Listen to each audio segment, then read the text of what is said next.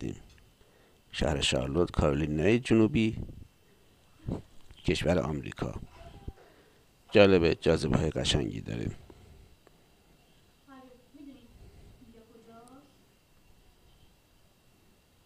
دیدنش خالی از لطف نیست.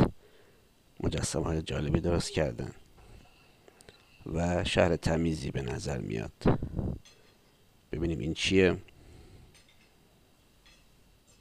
شبانه است. اسم مجسمش چیه نمیدونم.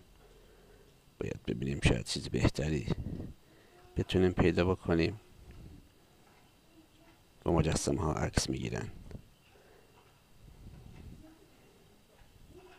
تابلوهای قدیمی مال همین شهره